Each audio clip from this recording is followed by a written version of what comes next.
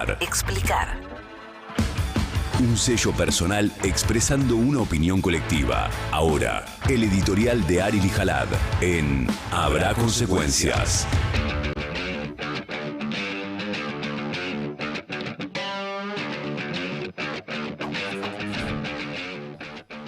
Bueno, Milei ganó, pero los mismos problemas siguen. Y ese creo que es el gran tema de estas horas. Un gobierno que fue revalidado en las urnas por un montón de motivos. Ya hemos charlado mucho, igual lo seguiremos analizando y viendo dentro de esa multicausalidad qué es responsabilidad del gobierno, qué es responsabilidad de la oposición, qué se puede cambiar. Pero efectivamente, Milei ganó las elecciones. El tema es que, como lo lee el gobierno, es una convalidación de todo lo que venía haciendo. Y todo lo que venía haciendo genera problemas. Genera problemas en que los salarios siguen a la baja, genera problemas en que no van a generar trabajo. De hecho, hay casi 250.000 trabajadores registrados menos de los que había cuando asumió Milei. Genera problemas porque van a seguir con la misma política económica que es insostenible y que lo único que lograron con el enésimo salvataje que consiguieron para que no les explotara todo es patearlo para adelante. ¿Cuál va a ser el costo de patearlo para adelante? Bueno, eso es lo que vamos a ir viendo y desgranando a lo largo de todo este tiempo, si es que no se le logra poner un freno. Por ahora no parece que sea el caso. De hecho, la decisión que tomó Milei de reemplazar al canciller Gerardo Wertheim por Pablo Quirno es todo un mensaje. Porque Pablo Quirno era el secretario de Finanzas antes de asumir como canciller. El secretario de Finanzas es el responsable de tomar deuda, de administrar la deuda de la Argentina. Este es un gobierno cuyo único plan económico es tomar deuda para sostener un dólar ficticio. Y lo hizo agarrando de todo lo que podía. Primero hizo un blanqueo absolutamente regalado. Después le pidió guita al FMI porque no llegaba. Después le pidió guita a los bancos a través del repo. Después le pidió guita al Banco Mundial. Después le pidió guita al BID. Y finalmente le fue a pedir guita directamente al gobierno de los Estados Unidos. Bueno, ya no hay más lugares a donde ir a pedir guita. Y el mensaje de poner al tipo que administra la deuda, no solo toda esta deuda, hasta recién les dije en dólares, toda la deuda en pesos que ha acumulado Pablo Quirno y que la esconden abajo de la alfombra. Pero yo insisto, en algún momento van a haber publicado en los medios, cuando se cansen de Milei, que el gobierno escondió abajo de la alfombra a esta altura 8 puntos del PBI en pesos. No la cuentan. Bueno, cuando la cuenten y los medios del establishment se cansen de Milei, te van a decir, mirá, y ahí van a venir, che, mirá lo que publicaron estos medios. Bueno, solo venimos contando lamentablemente hace rato. ¿Y por qué digo lo de Pablo Quirno? Bueno, porque ahora es el canciller y es todo un mensaje. Que el canciller sea el tipo de la deuda. Significa que nuestra política exterior no va a estar orientada a las exportaciones, a generar mercados, a volver a vincularnos con el mundo, a restablecer relaciones con los países que se están rompiendo. No, va a estar vinculada a la deuda. Ayer, Pablo Quirno recibió las cartas credenciales del nuevo embajador de los Estados Unidos, del cual ya hemos hablado bastante, que es Peter Lamelas. Ese es el apellido, va a haber toda serie de juegos de palabras, de chistes y todo eso. Pero bueno, ahí está el tuit oficial de la Cancillería Argentina. Bienvenido, embajador Peter Lamelas. Es un honor recibirlo en una etapa de máximo nivel de relacionamiento bilateral con el impulso de los presidentes Milei y Donald Trump. Banderita argentina, manitos de Mercado Libre, banderita de Estados Unidos. Y ahí está entonces el nuevo embajador, que ya va a estar en funciones. Y va a tener un rol muy importante, Peter Lamelas, porque recuerden que el gobierno de Javier Milei ha decidido quedar a tiro de la voluntad del gobierno de Estados Unidos. Este gobierno pende de un tuit de Donald Trump. Mañana Donald Trump cambia su postura y dice, me pudrí de la Argentina, no sé, no me interesa más. Y este gobierno se cae. Lamentablemente, de hecho, no quiero que ningún gobierno de la Argentina dependa de un gobierno extranjero, ni siquiera el de Milei. Esto que estoy diciendo es a pesar de lo que queremos y creemos. Porque Milei es el presidente y me parece importante la investidura presidencial. Por eso, cuando alguien del exterior insulta a nuestro presidente, hace poquito hubo un diputado francés, ¿se acuerdan? Que Milei subió un video diciendo así es siempre la izquierda, porque el diputado francés se ve que se estaba sacando un reloj, qué sé yo. Y el diputado francés le dijo, callate vos, perrito faldero del imperialismo. Y uno entra en una contradicción de, che, está insultando al presidente de mi país. Está bien, es Milei. Yo no coincido con Milei y no me gusta que sea el presidente de nuestro país, pero está insultando a nuestra figura presidencial. No quiero que nuestro presidente dependa del presidente de otro país.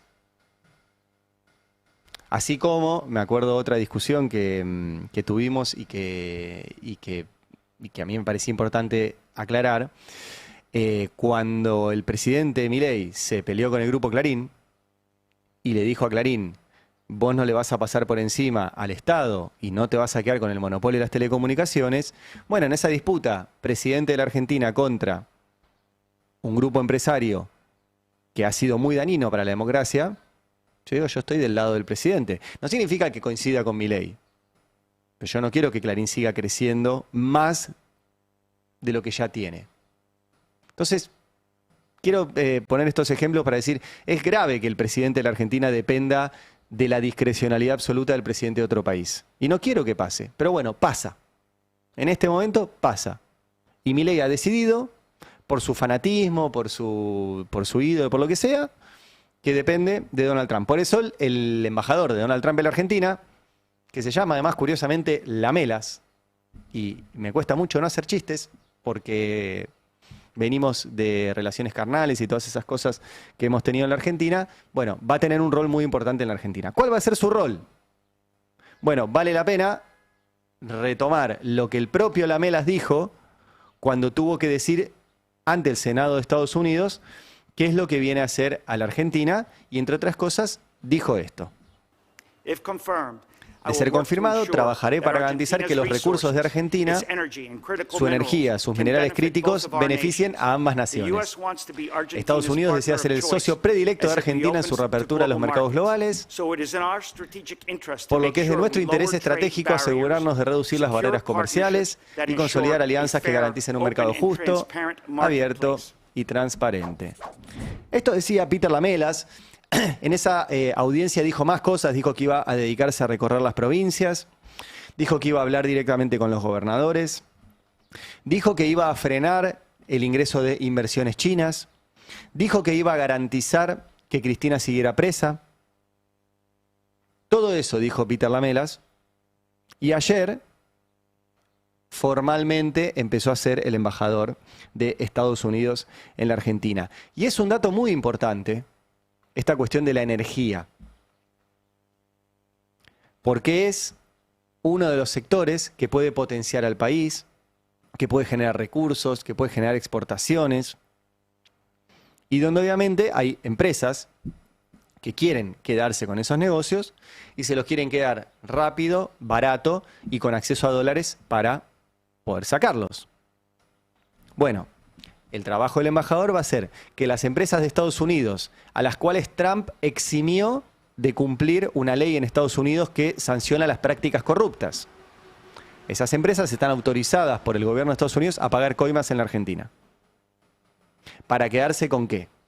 Con minerales, con puertos, con infraestructura, hidrovía, puertos que quieren hacer o bases como la base militar en Ushuaia, y nuestros recursos naturales. El embajador va a trabajar con ellos para eso. Van a frenar que puedan participar empresas de otros países, en realidad de China.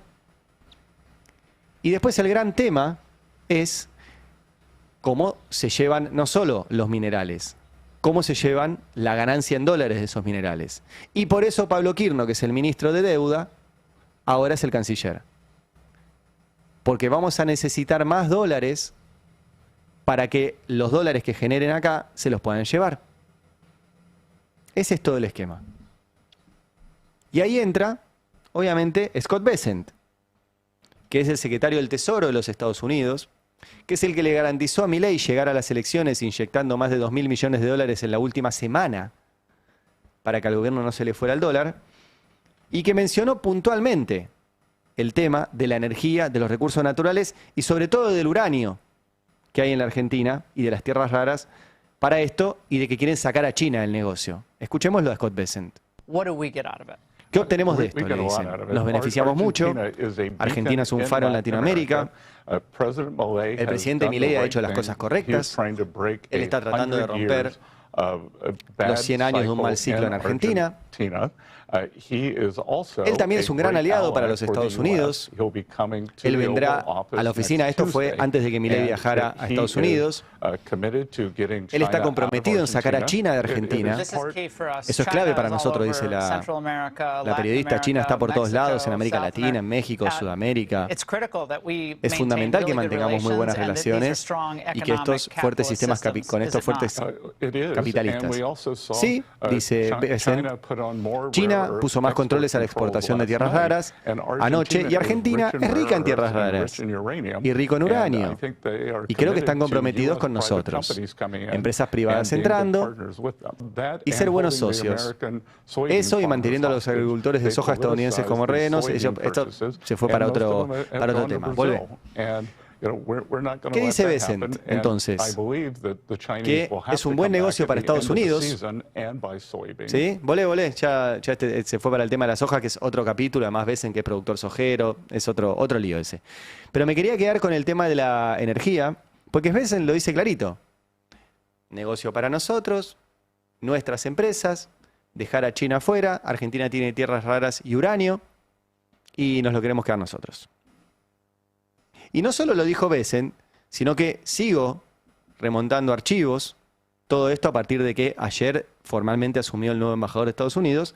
La van a escuchar a Deborah Richardson, que era la jefa del Comando Sur de los Estados Unidos, la generala, que vino a la Argentina, que fue justamente a Ushuaia, donde quieren poner una base militar, que Milei se cruzó en medio país para ir una madrugada a estar con ella en Ushuaia, y que contó efectivamente lo que les interesa de la Argentina. Mirá. Dice, si hablo de mi adversario número 2 de la región, Rusia, el primero es China. Quiero decir que tengo, por supuesto, relaciones entre los países, esto es de otro tema, de Cuba, Venezuela, Nicaragua con Rusia. Ahora viene lo de Argentina. ¿Por qué esta región es importante? Con todos sus ricos recursos, elementos de tierras raras, tenés el triángulo del litio, que es necesario para la tecnología actual. El 60% del litio del mundo está en ese triángulo del litio. Argentina, Bolivia y Chile. Tienen las reservas de petróleo más grandes, crudo ligero y dulce descubierto en este caso en Guyana. Tenés los recursos de Venezuela, también con petróleo, cobre y oro. Tenemos los pulmones del mundo, el Amazonas. También tenemos el 31% del agua dulce del mundo que está en esta región. Quiero decir, es fuera de lo común. Tenemos mucho que hacer, esta región importa. Tiene mucho que ver con la seguridad nacional y tenemos que intensificar nuestro juego. Esto decía la generala Richardson. Repasemos qué hicieron. En Venezuela están asesinando gente que anda en lanchas por el Caribe acusándolos de narcos, en vez de detenerlos directamente los asesinan. Y ayer Donald Trump dijo que no descarta una invasión terrestre a Venezuela. La semana pasada vimos lo que sucedió en Río de Janeiro con un gobernador alineado con Jair Bolsonaro, amigo de Donald Trump. Donald Trump le dijo a Lula, liberalo a Bolsonaro o te voy a hacer pelota. Y después del ataque de el gobernador de Río de Janeiro a las bandas narcos de Río de Janeiro, el hijo de Bolsonaro, que estuvo varias veces en la Argentina, también reunido con Milei, Flavio Bolsonaro, dijo, quiero que Donald Trump desembarque en territorio brasilero. Bolivia, menciona también, acaba de ganar un gobierno que se va a alinear con Estados Unidos. Y la Argentina, con un presidente que idolatra y está fanatizado con Donald Trump, y con un gobierno que también está deseoso de transformar a nuestros militares en policía local para que los militares de Estados Unidos sean los que tomen el control de nuestra defensa y nuestro territorio en función de sus intereses. De hecho, se menciona poco, pero ya tenemos presencia del Cuerpo de Ingenieros de las Fuerzas Armadas de Estados Unidos en nuestro río Paraná. Eso ya está pasando. Y ya hay un memorándum, esto lo publicó Sebastián Premisi en El Destape, vinculado al acceso privilegiado de los minerales críticos en la Argentina. Entonces, este es un tema que parece por ahí más complejo, no es el día a día, no es la boludez que dijo Adorni, si Santilli se cortó el pelo y cosas. Esto es realmente lo estructural de la Argentina. Ayer llegó el embajador dijo que se quieren quedar con nuestros minerales, el secretario del Tesoro dijo que se quieren quedar con nuestros minerales, la generala Richardson, que habla por las Fuerzas Armadas de Estados Unidos, dijo que se quieren quedar con nuestros minerales y los de la región. Y tenemos un presidente decidido a entregárselo, porque si no, no aguanta. Porque depende de la discrecionalidad de Donald Trump y de la guita de Scott Bessent. Si no, no va a ningún lado. Este es el país hoy. Hoy. Ayer también hubo anuncios en el Ministerio de Economía. Luis Caputo, el ministro de Economía de la Argentina, pero que también depende de lo que diga el Ministerio de Economía de Estados Unidos, anunció a Alejandro Leu como el nuevo Kirchner, en el lugar que dejó Kirchner en la Secretaría de Finanzas.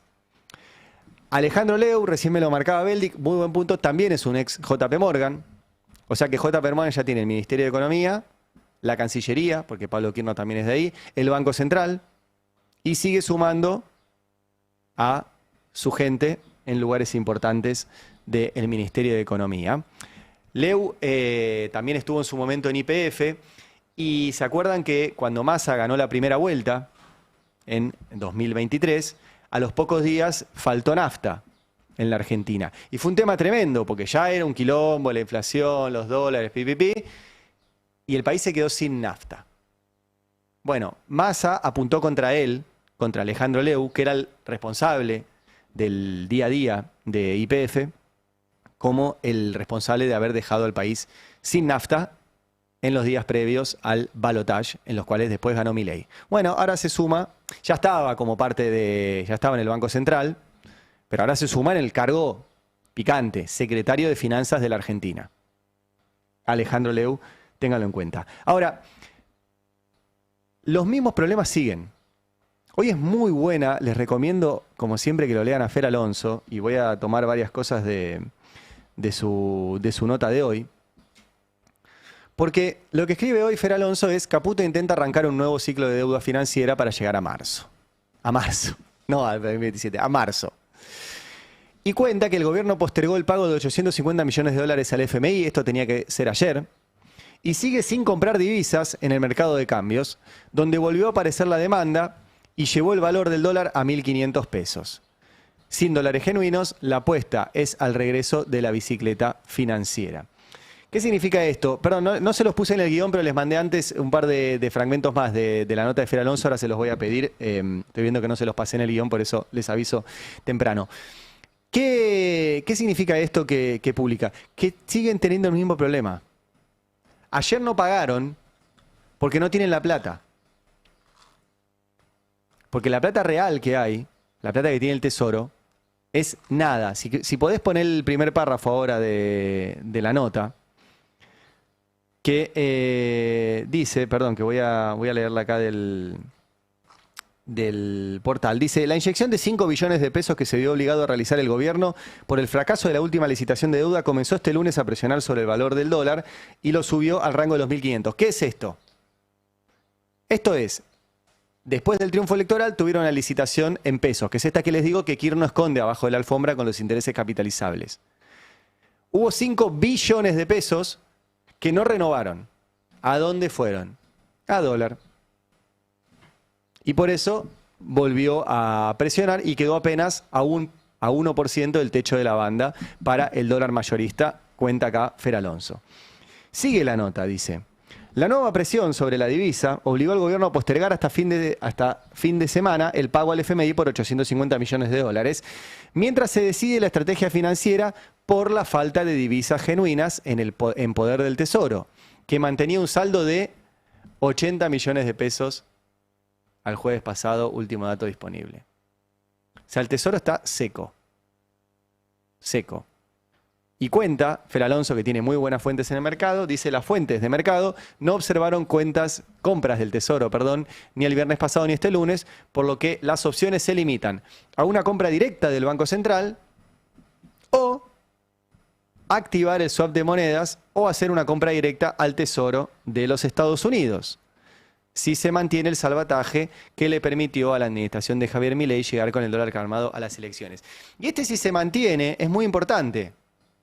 Porque anunciaron un swap, el dinero todavía no está acá, entonces dependemos de pedírselo a Estados Unidos, y entonces dependés de que hoy Donald Trump se levante y diga: tengo ganas de ayudar a Milei o no tengo ganas de ayudar a Milei.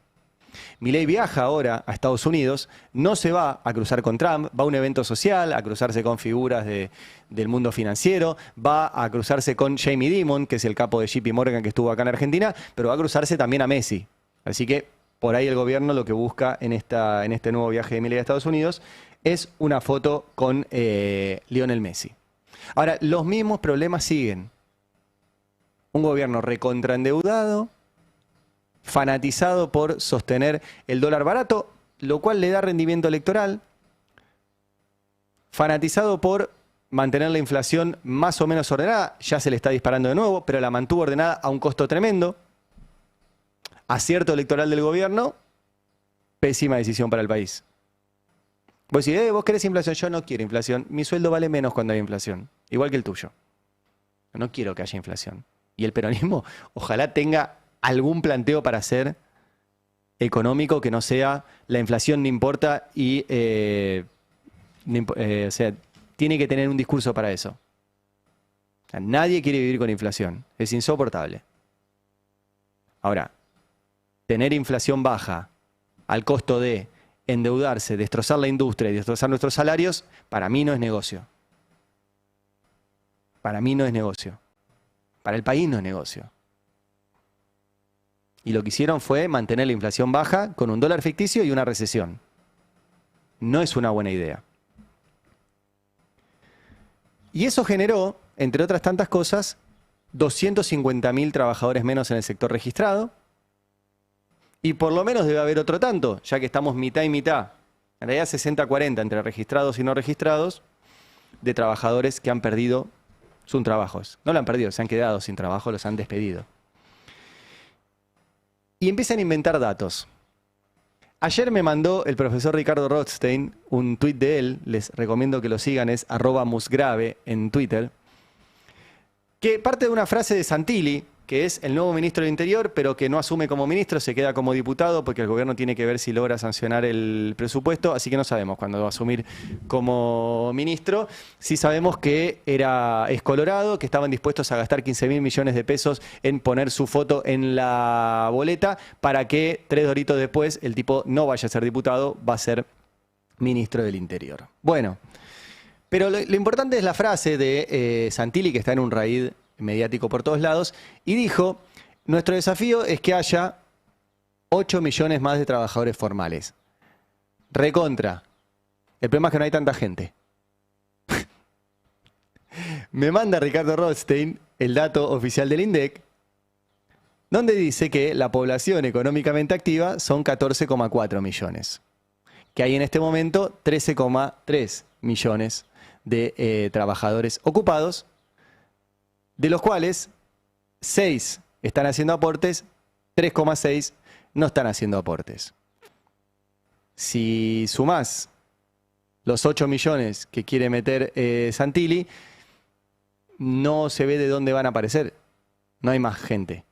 A no ser que quiera hacer trabajar a los niños de jardín y a los jubilados. Pero bueno, es más fácil inventar números así al voleo que ponerse a laburar y que te den los números. Bueno, en fin, cosas de Santilli. Santilli se queda en el Congreso porque, repito, quieren ver si aprueban o no aprueban el presupuesto. Y también, y me voy a la provincia de... No, perdón, y me quedo ahí porque parte del presupuesto tiene que ver con los fondos para la provincia de Buenos Aires, provincia que el gobierno está discriminando, a la cual no invita a las reuniones y a la cual le debe un montón de guita. Bueno, ayer el ministro de Gobierno de la provincia de Buenos Aires, Carlos Bianco, le habló directamente a Santilli, que va a ser ministro del Interior, pero ahora se queda como diputado, a ver qué va a hacer con la guita que el gobierno nacional le robó a la provincia de Buenos Aires. Me parece que tiene una responsabilidad que es trabajar, entre otras cosas, para solucionar los problemas de las provincias, más allá de su pertenencia a la provincia de Buenos Aires. Imagino que como bonaerense y como candidato de la fuerza opositora en la provincia de Buenos Aires debe estar al tanto que su gobierno le robó a la provincia, a los bonaerenses, 12 millones de pesos, así que seguro que está en este momento gestionando que se le devuelvan. Seguro que debe estar hablando con el Toto Caputo para que nos devuelvan la plata que nos robó Milei. Más que con Caputo, tendría que hablar con la Corte Suprema, porque la Corte tiene, si no recuerdo mal, 5 expedientes de la provincia de Buenos Aires. Por ahí le estoy pifiando y es alguno más, pero creo que son 5. Y tiene expedientes de muchas provincias, porque cuando hay un conflicto entre una provincia y el Estado Nacional, la Corte tiene lo que se llama competencia originaria. Entonces no haces el proceso de todas las instancias, sino que vas directo a la Corte y la Corte resuelve.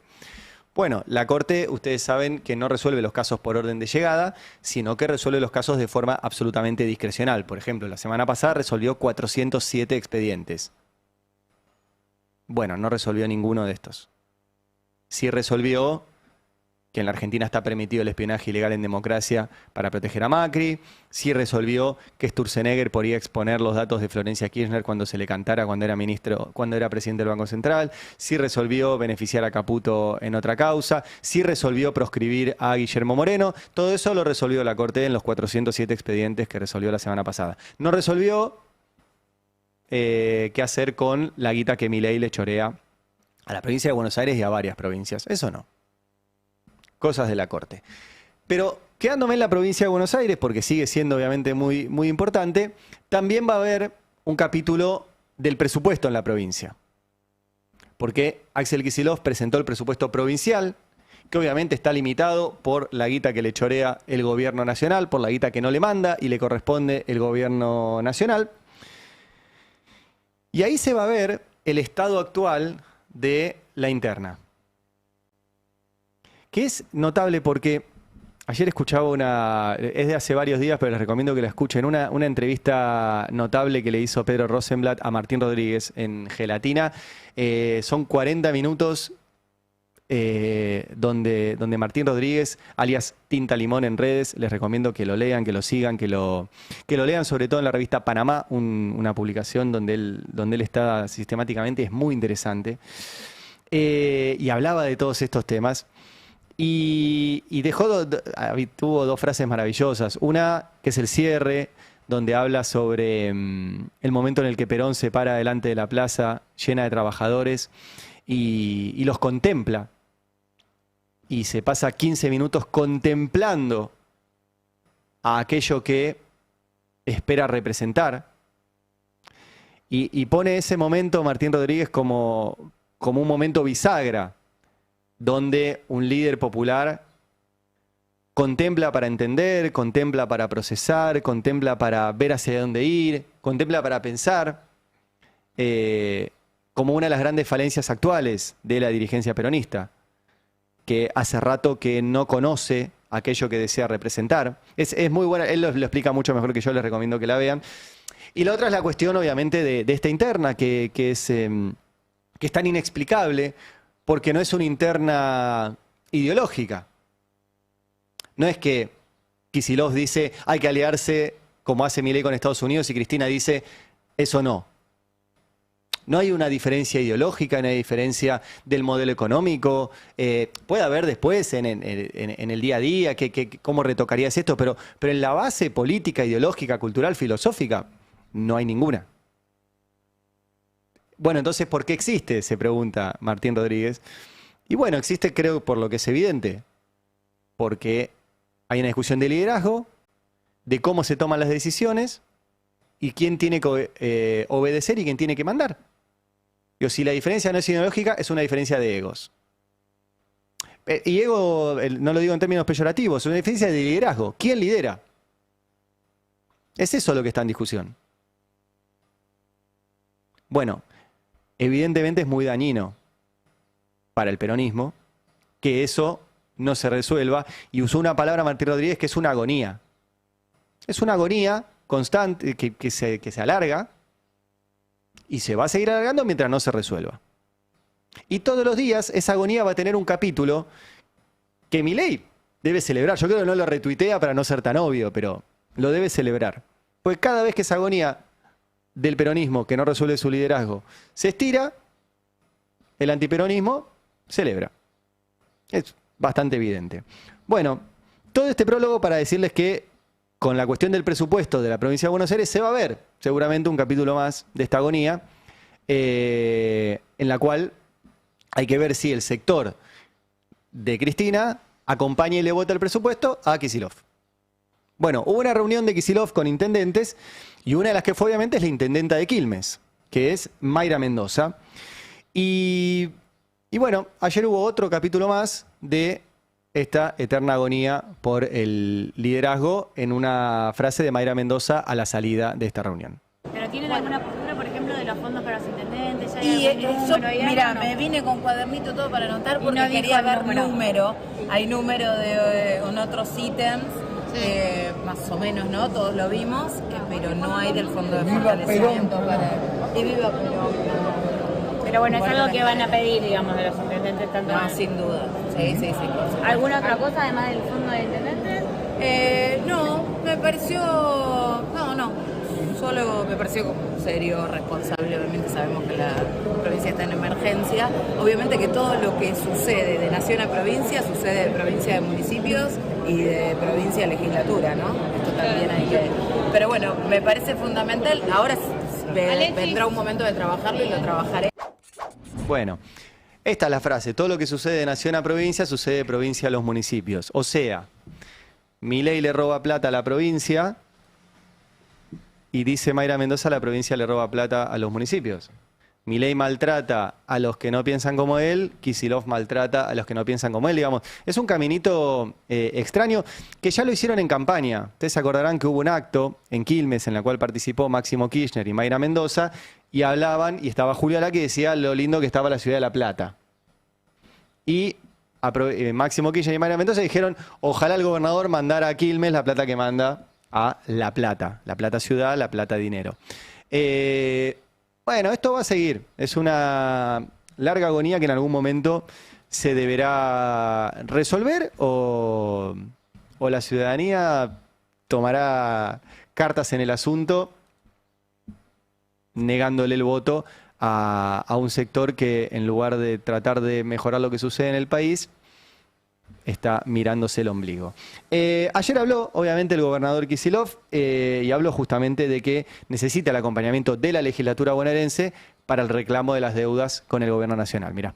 Muchas veces se hablaba, yo lo he corregido porque se hablaba de que la provincia de Buenos Aires recibe el 22% de la masa coparticipable, pero entiéndase, los recursos totales, una parte va al gobierno nacional y después otra parte se coparticipa. De esa recibimos el 22%, pero del total, que aportamos el 40%, recibimos solamente el 7%.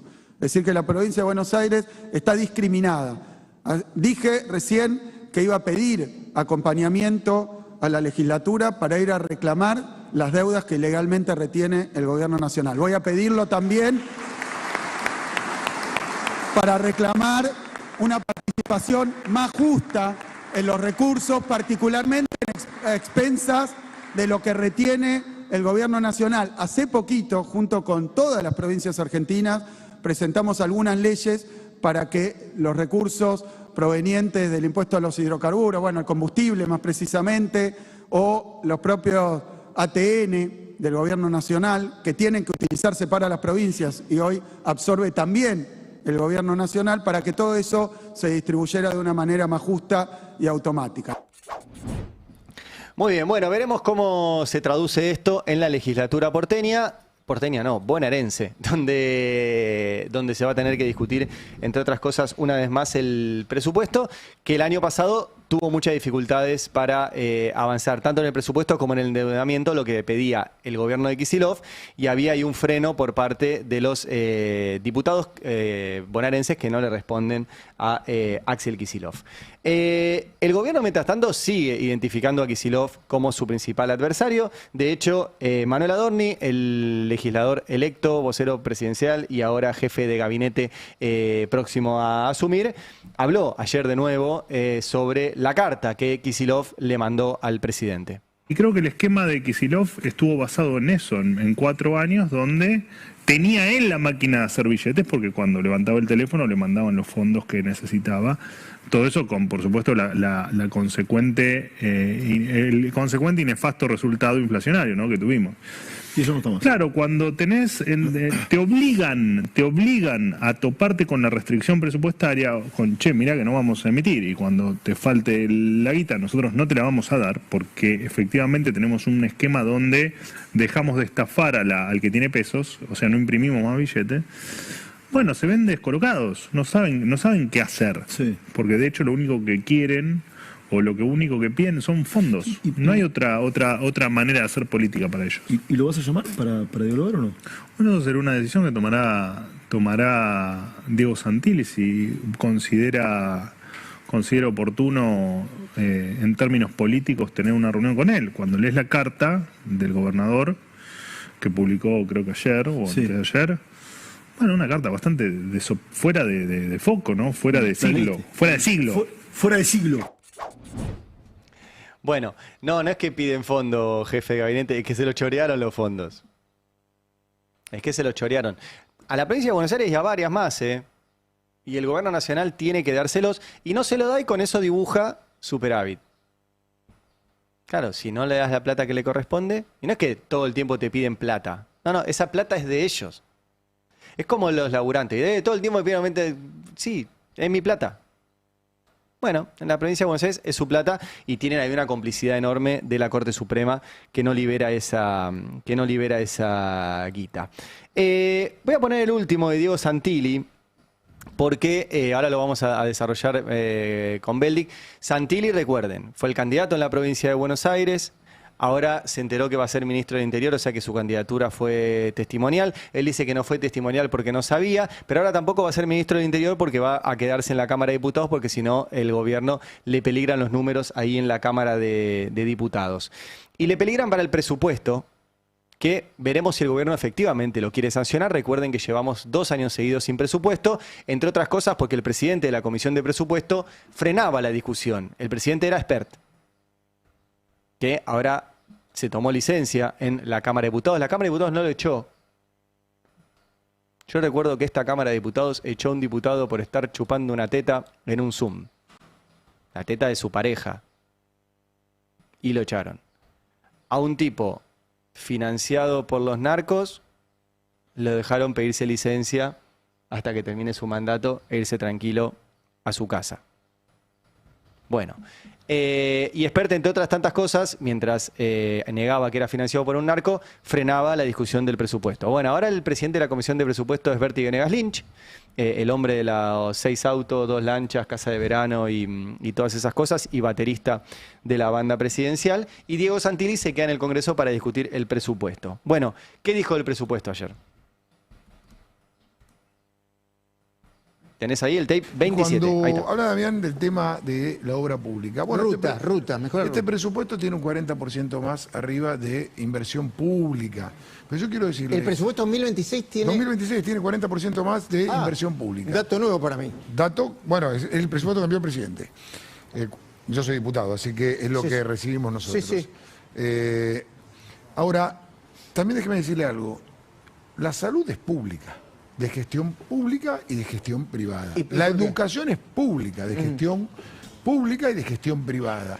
Y la obra también es pública, de gestión privada y de gestión pública. El presidente, ¿por qué lo digo? Porque ha lanzado y lanza las concesiones de ruta, que son muy importantes, para que cuesten menos, para que estén mejor y para que la infraestructura de logística, que es la clave en Argentina para sacar nuestras exportaciones, nuestra producción, esté acorde a las necesidades que tiene nuestro país.